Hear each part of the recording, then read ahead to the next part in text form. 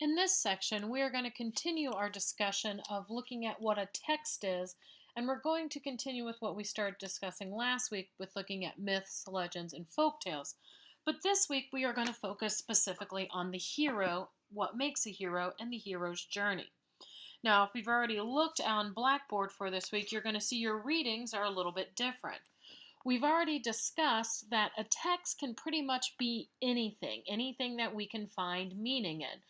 So for this week's, your readings, if you will, are all actually recorded videos. Now, you do need to watch these, and you need to realize we tend to, especially in this day and age, when something is a recording, we tend to think, oh, it's just a video, it's not as important. But that's not true. Just because it isn't literally the written word does not mean it cannot convey valuable information. So you do need to do all the readings for this week. And as you're listening to this lecture, you're also going to need to go back into Blackboard and in a separate window, open the lecture slides. Why? Because embedded in this video, I have different links that you'll need to stop the recorded lecture and then go watch and then come back to the recorded lecture. The hyperlinks that you see on this recorded slide won't work. You'll need to click on the links in the embedded links in the lecture slide. So please take a moment now, pause, and open up the lecture slides. Okay, so now we'll go ahead and we will continue. So this week we're going to start by looking at the hero and what makes a hero. And in class, if you were in class, you know this, but in class, we discussed what it is that makes a hero. So take a moment or two and jot down some ideas. When you think of a hero, what are some things that you think of? Often we think of somebody who saves somebody else, somebody that people tend to look up to, somebody who maybe puts the needs of the many or the good of the many above their own. There are many things that can classify what a hero is. So this is the first time I want you to pause. So pause here and please go to the slides and watch this short little 2-minute clip about what makes a hero. And this is interesting because it's a compilation from different superheroes, specifically Marvel superhero movies. So take a moment and listen to this. Okay. Well, we've now hopefully watched that video, and you can see there when we talk about superheroes, superheroes tend to have something more. They're almost along the lines of legends that we talked about last week. Sometimes they are humans, but they're humans with some extra ability, some extra power. And then sometimes in our superhero movies, right, they're not even humans at all. They are some race outside of it. But what we're going to be looking at today is we're going to exploring a lot of time with Joseph Campbell. Joseph Campbell was an individual who studies myths his entire life, and he claims a hero ventures forth from the world of common day into a region of supernatural wonder. Fabulous forces are then encountered, and decisive victory is won. The hero comes back from this mysterious adventure with the power to bestow boons on his fellow man. And now you hear in that things that make it seem like it has to be otherworldly, but that's not very true, right? It says a world of common day into a region of supernatural wonder. Well, that doesn't mean that we have to have magical forces, right? Think about things in nature that, if you've ever stood in front of the Grand Canyon or seen an awesome, a sublime weather event. These can also be supernatural wonders also. So he's not saying it has to have that fantastical element to it. It just must be something that is not in the ordinary world. So what we're going to focus on is we're going to focus on Joseph Campbell's idea of the hero's journey. And what I want you to do here is I want you to watch this, I think it's about a 12-minute YouTube video. It's from Matthew Winkler, and it's called What Makes a Hero? Do You Enter the Forest Alone? And this is from a TED Talk. The beginning of it is a video he created, and then he has a TED Talk asking about this idea of the hero. And what I want you to pay attention to here is he is looking at Joseph Campbell, and he's looking at Joseph Campbell's idea of what we call the monomyth. The monomyth was created by Campbell and was first published in 1949 in a text called The Hero with a Thousand Faces. And what this is this was a work of comparative mythology that looks at the archetypal hero found in world myths. And we talked about archetypes last week, right? That has this commonality within it. And so he was strongly influenced by the philosophies of Freud, of Jung, that's the archetypes. And what Campbell discovered is that as you look at these stories, as you look at these myths across the worlds and across the world and across time, is that you find the narratives often share a fundamental structure. Why there may be some variance in the inclusion in the sequence of the stages, most myths follow this structure, and that's what he calls the monomyth. And how we'll see this, how we see this structure is what's called the hero's journey. So his text, The Hero with a Thousand Faces, means at the root of it, we have the same story. We have the same plot line, just our hero may look a little different. This was very influential. In fact, George Lucas used it in his Star Wars franchise. And interestingly enough, in 1977, when The Hero with a Thousand Faces was reprinted, the text actually had Mark Hamill as Luke Skywalker on the cover. But what you're going to watch here, this is from Matthew Winkler, and he's going to start talking about, very summarized, this idea of the hero's journey. You do not have to, he goes through the 12 steps quite quickly. You do not have to rush through it and try to write them all down, because we're going to go through them in detail here in a few minutes. But what I want you to pay attention to in this is in the second part that Matthew Winkler talks about two experiences in his own life. And then he had the opportunity to perhaps be a hero. And we're going to see one where he does not take that opportunity, he ignores the call. And we're going to see a second one where he accepts it. And he uses this to kind of challenge an idea of Campbell. Campbell says the hero enters the forest alone where there is no path. And this makes it seem as if the hero is on a very, very solitary journey, right? You enter the forest alone, and no path means you're going somewhere where others have not gone before. Well, what I want you to pay attention to in Winkler's accounting is what he says influenced his own decisions, and if this hero really does walk this path alone. So now please pause again and take a few minutes and listen to the second video. Okay, well, hopefully you watched it. But what you're going to see, and or what you saw and listened to, Winkler's saying that the hero does not necessarily walk alone.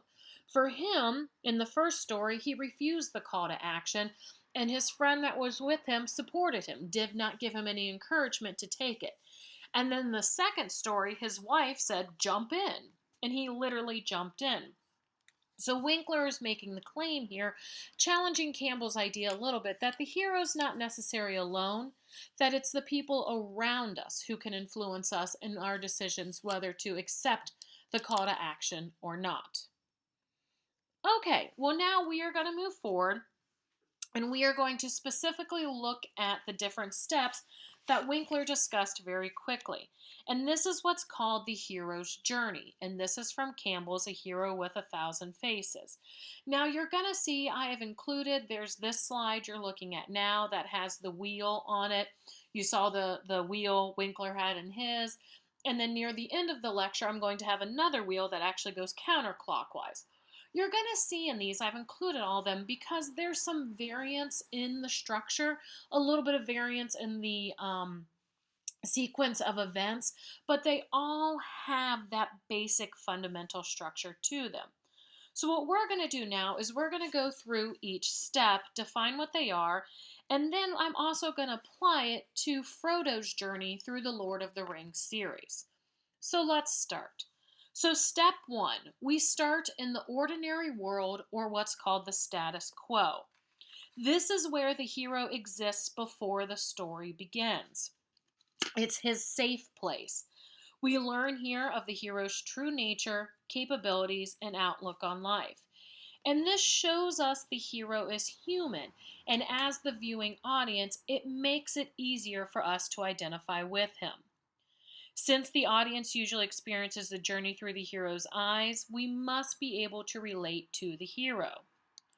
The ordinary world gives us the opportunity to identify with the hero's drives, urges, and problems while showing unique characteristics and flaws that make him three-dimensional. Every story involves a problem or a central dramatic question that's going to disrupt the hero's ordinary world. The hero is going to have to enter the special world to solve a problem, answer the dramatic question, and return balance. The ordinary world allows the storyteller to contrast the ordinary and special worlds. Again, the ordinary world is the hero's home, the safe haven upon which the special world and the journey's outcome must be compared. Areas of contrast may include the special world's physical and emotional characteristics, its rules, inhabitants, as well as the hero's own action and growth while traveling through the special world. So for us, again, we're looking at Frodo's journey through the Lord of the Rings series. And step one here, we're in the ordinary world. So for Frodo, when we first meet him, he's living in the Shire. Frodo is a hobbit, and he is living in the Shire, which is a very safe town. It's full of other hobbits who generally live very safe and simple lives. Well, next we have the call to adventure, and this is where our hero receives that call to action. So if we want to relate it back to the Winkler stories, this was the moment where in the first story where he was in the bathroom and he saw the man getting beaten up. Or in the second story where he and his wife, encountered the automobile accident. And that's the call to action, that the hero receives some sort of action, some sort of call that demands he do something. This could be a direct threat to his safety, his family, his way of life, or even the peace of the world. It ultimately disrupts the comfort of the hero's ordinary world, and it presents a challenge or a quest that the hero must undertake. So for us in The Lord of the Rings, what happens to Frodo is Bilbo, who had the ring, Bilbo disappears, and Frodo is entrusted with the ring, and he's then tasked with carrying it to the elves. Just a little brief summary. If you don't know the story of The Lord of the Rings, what it is that you have this world.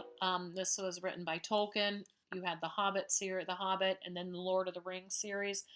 And what the Lord of the Rings series is about is literally there were these rings that were created for those who were in power. Yet there is one ring that rules them all. So whoever has this one ring can literally control all the worlds. So you could see this was a problem, right? People who want ultimate power want this ring.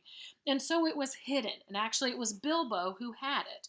Well, Bilbo disappears and Frodo finds it. So now they have to decide what they're going to do with the ring because the forces of evil are going to come and try to find the ring so they can control the world. So Frodo's call to adventure is he finds the ring, he's entrusted with it, and he is told he needs to carry it to the elves because the elves will know what to do. The third step is what's called the refusal of the call. And this is where the hero has fears that need overcoming, that they've been given that call. So in Matthew's story, the first one, he had the call when he saw the man getting beaten up in the bathroom, and he refused the call when he left. And that was the end of that one, right? He completely refused the call. He missed his opportunity to be the hero. So what happens here is basically the hero starts thinking. They start having second thoughts about accepting the call or deep personal doubts if he is up to the challenge. Because of this, he refuses the call. The issue may seem too much to handle, and the comforts of home call, meaning life is going to be a whole lot easier if I just stay here. And that's what we see in The Lord of the Rings. So at first, Frodo is frightened of the ring, and he tries to give it to Gandalf. Gandalf is a wizard. He's a lower wizard at this point. He's Gandalf the Grey. And we'll see that Gandalf is usually looked at by the hobbits as someone wise and someone to respect.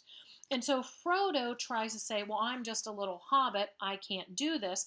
So he tries to give it to Gandalf. This is his refusal of the call. However, Gandalf blatantly rejects it. Why? Because Gandalf knows he'll succumb to its corrupting powers. Whoever has this ring, the ring is so powerful, it tends to call to that who is carrying it, and it kind of seduces it with its lure to be powerful. So that's our refusal of the call. Next, we have meeting the mentor. This is where our hero desperately needs some guidance, and he meets some sort of mentor figure who will give him something he needs. This could be an object, wise advice, personal training, or even self confidence.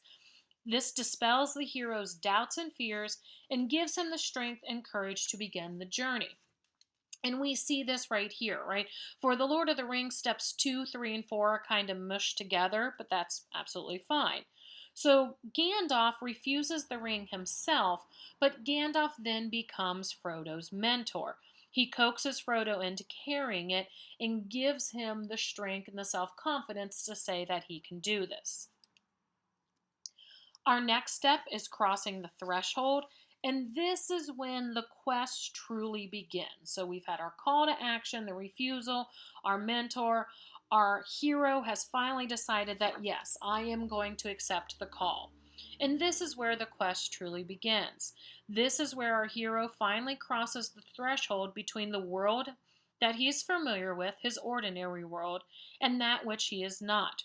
This could be a physical leaving behind of the world he knew, or it could be something as much as the hero simply doing something he has never done before. But this signifies the hero's commitment to the journey. The event will reestablish the central dramatic question that propels the story forward, and the event will directly affect the hero raising the stake and forcing some action. And this is what we see here. Frodo does not leave on his own. 3 of his other hobbit friends continue with him, and Sam, who is pictured here, who is Frodo's best friend, is going to become a very important ally throughout this tale. And so the image we see here, this is literally the moment in the movie where they cross the threshold. In fact, Sam says, "If I take one more step, it will be the farthest away from home I've ever been." Sam says this to Frodo as they're about to step across the boundary of the Shire. In the movie scene, which is screen captured here, Sam stops at the end of the golden field before entering a grassy greener one with Frodo. The color shift between fields gives the audience an actual visual line for them to cross from safety into uncertainty. Next, we have what's called the Road of Trials, or sometimes it's just called Test, Allies, and Enemies. And this is a very broad step. Why? This is our hero literally going on the journey, and here usually they are confronted with a series of challenges, each that gets more difficult along the way. Here we might meet allies that were going to help our hero, and we also meet enemies, different enemies that's not the main enemy along the way. The hero must overcome each challenge to reach the ultimate goal. And here's just 2 examples from here. This is where, again, we're entering to the special world. We have crossed the threshold from the ordinary world and are in the special world. And throughout this, Frodo gains allies, which is the Fellowship of the Rings, which you see pictured below here. This is a group of individuals who have come together and said, because the ring has to be taken to Mount Doom and destroyed. And so this is a group of individuals who have come together saying they will support Frodo on his journey.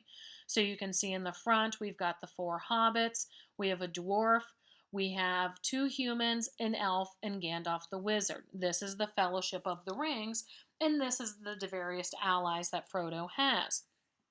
Also, part of the enduring test, he gets separated from the Fellowship, he and Sam. He escapes various antagonists, internal fighting. He's internally fighting the pull of the ring, and he faces many enemies along the way, including the Ringwraiths and Gollum, who is pictured here. And Gollum is going to become very important because Gollum is also able to seat doubt in Frodo's mind. And one of the main things that he begins to get him to doubt is Sam's loyalty. because the ring has that strong call to power, and Gollum wants the ring. And Gollum is trying to convince Frodo that Sam actually wants the ring because he wants to come into power. And that leads us to the seventh step, which is called Approach to the Inmost Cave. Now, this does not have to be an actual location. Definitely does not have to be an actual cave. We just happen to, in The Lord of the Rings, have an actual cave. So, what this could be, it could be an actual location where terrible danger lies, or it could be an inner conflict. The hero must make preparations needed to approach the inmost cave that leads to the journey's heart or the central ordeal. Maps may be reviewed, attacks planned, a reconnaissance launched, and possibly the enemy's forces whittled down before the hero can face his greatest fear or the supreme danger lurking in the special world. The confident hero may bypass these preparations and make a bold approach to the inmost cave. Also, we may see a moment of fear or doubt at the threshold of the cave, and the hero may need some time to again find the courage to continue. Often, this is done to make the audience understand the magnitude of the ordeal that is ahead.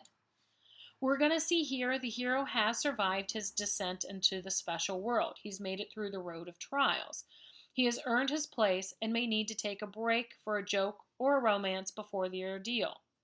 Also, a hero's team may have hit setbacks during the test, and the approach is necessary to reorganize the depleted ranks, remember the dead and wounded, and rekindle morale with the hero's or mentor's rally cry. The approach may also signal a ticking clock or a heightening of the stakes. And so basically, it's this moment, right? It's the moment before the hero knows that he is going to face the ordeal. So what happens here in The Lord of the Rings, the inmost cave again can represent a place of great physical danger or an inner turmoil the character hasn't yet completely dealt with. In The Lord of the Rings, we actually get both. We get an actual cave, and this is where Gollum, Sam, and Frodo, this is the internal struggle. Gollum has put enough doubt into Frodo's mind that he believes Sam is trying to get the ring. And so Sam and Frodo actually separate. And then Frodo, that's the internal battle, that Frodo's doubt of his friend, of his ally. And then Gollum tells him you need to go this way and sends him into a physical cave where a giant spider leaves. So after the relationship between Sam and Frodo is fractured, Frodo tells Sam to leave. Gollum tricks Frodo into entering a cave that's a home to a vicious flesh-eating spider. And that's where we get our ordeal. This is step 8. This may be a physical test or a deep inner crisis. Again, for us, it's going to be both. The hero must face it to survive, or for the world in which the hero lives to continue to exist. This may be facing his greatest fear or a deadly foe. And the hero must use the skills and experience gained during the journey to become successful in the ordeal. Also, there's usually some sort of death so the hero can then be reborn, changed. Sometimes this is a physical dying and then a resurrection, or sometimes it's more of a metaphor. But what happens with this is when the hero becomes reborn, it grants him either greater power or insight necessary to fulfill his destiny. This is the high point of the hero's story, and everything he holds dear is put on the line. If he fails, he will die, or life as he knows it will never be the same again. So in The Lord of the Rings, again, the ordeal. The ordeal is the hardest test the hero has faced, and he must conjure up everything he's learned up to this point to continue surviving. So what happens in this one is we literally have Frodo who gets attacked by the spider, and he is wrapped in these webs, and you can see here he looks dead. Well, what ends up happening is after he's attacked by the cave-dwelling flesh-eating spider, he's wrapped in the suffocating web and put into a sort of coma, and it's Sam who actually returns and rescues him. Sam actually never left him. And so Sam comes in and he rescues him, and this is a type of reawakening for Frodo. So going into the coma is his death. coming out of it and being saved by Sam as his rebirth. And that's where we get the reward. This is step 9. So after defeating the enemy, surviving death, overcoming the greatest personal challenge, which is the ordeal, the hero is transformed into a new state, often with a prize. The reward may come in many forms, such as an object, knowledge, love, or reconciliation. The hero must quickly celebrate and then prepare for the last leg of the journey. So that's what we see here. After overcoming death and his most personal challenge, the hero is rewarded. So for Frodo, the reward is a rekindling of his true friendship with Sam. But the quest isn't over, so the celebration of the reward doesn't get to last long. Because even though Frodo has overcome his greatest internal fear, that Sam is really there to get the ring, they know the journey still has to continue. And this is the road back. So the road back is step 10, and this is where the hero must return home with the reward.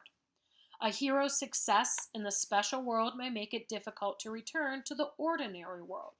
Like crossing the threshold, the road back needs to be an event that will push the hero through the threshold back into the ordinary world. Here is where the hero sees that they must finish what has been started. Usually the hero has to choose between their own personal objective and that of a higher cause, and they realize they must face the enemy again. So in The Lord of the Rings here, the road back is a little different. It's almost the road back to the original journey, the journey of taking the ring to Mount Doom. So even though Frodo has, overcome, defeated the spider, he has rekindled his friendship with Sam, they realize that the journey is not over, that they must climb Mount Doom and face the final test where the climax of the story awaits.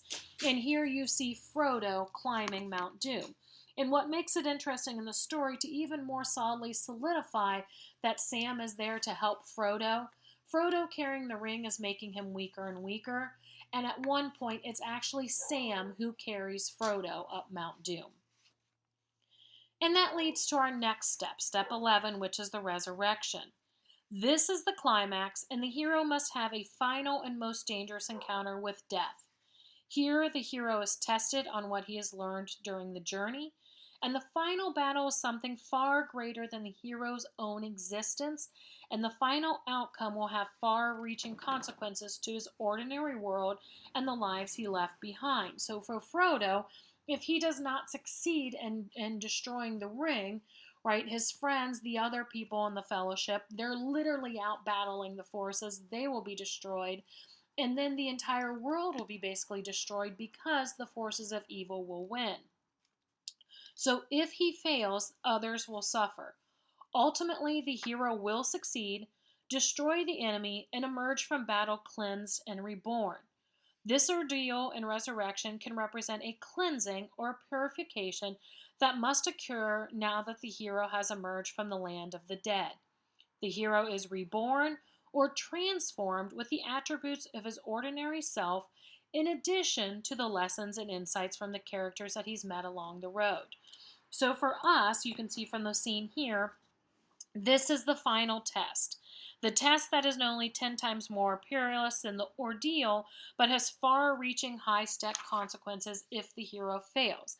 And like I already said, if Frodo fails, the other members of the Fellowship will literally lose the battle, and the world as he knows it will be destroyed. If he succeeds, he will be cleansed and renewed. So this is Frodo on Mount Doom. He's struggling to destroy the ring, which eventually does happen. Perhaps not quite on purpose, but it does happen. And Frodo is then freed from the pull of the ring's power. And then this leads us to our final step, the return with the elixir or reward. This is the final stage. And this is where the hero returns to his ordinary world as a changed man. He has grown as a person, learned many new things, faced terrible dangers, and like we've said, perhaps even death, but now looks forward to starting a new life. The final reward could be literal or metaphorical. This was often cause for celebration, self-realization, and end of strife. But it almost always represents three things: change in the hero, success, and some sort of proof of the hero's journey. This also usually shows resolution for other key players in the story. Doubters will be ostracized, enemies will be punished, and allies will be healed and rewarded. In most tales, the return with elixir completes the cycle of this particular journey.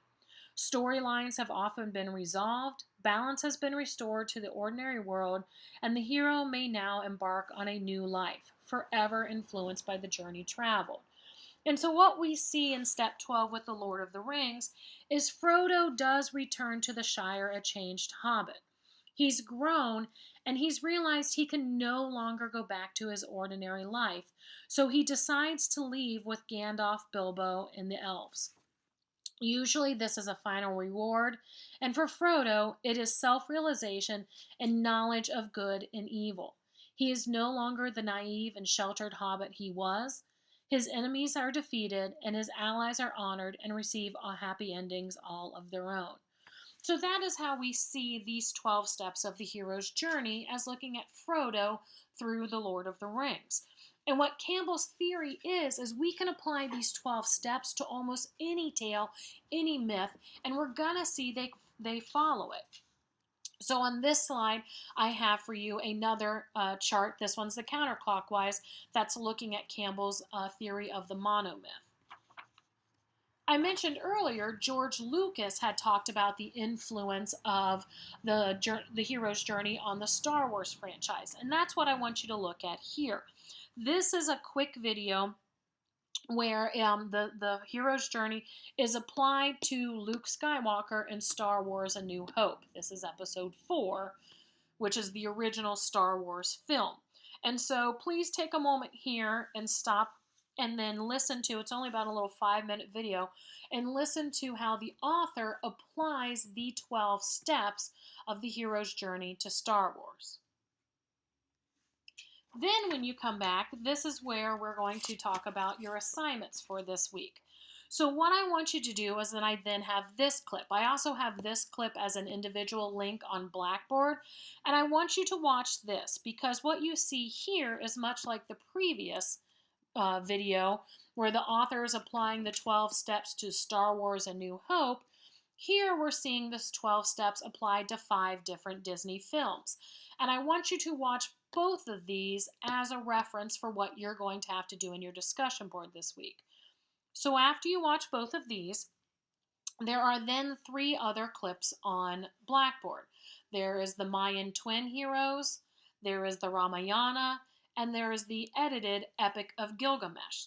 So what you are going to do as part of your discussion board is you are going to choose one of the 3 of those, and you're going to watch it, and then you are going to trace the 12 steps of the hero's journey through the tales that you've seen. You do not have to do any outside research.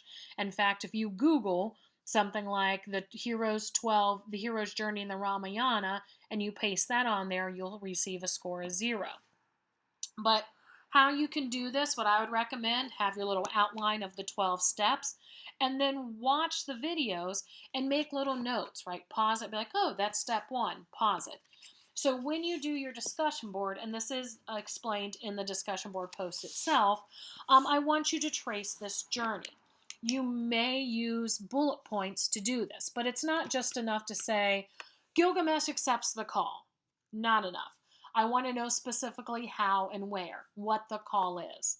So you can have in this discussion board for part 1, 12 different points, bulleted points, and then fully explain them.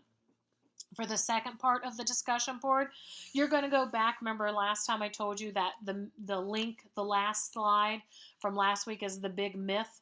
What I want you to do there is choose one of the origin stories. It may not be one that you discussed. It may not be one that was used on the worksheet, but choose one of the origin stories and then track the hero's journey through that. You may again use bullet points for this. Please read the discussion board post. It'll give you more specific details, but that is what you're going to do this week.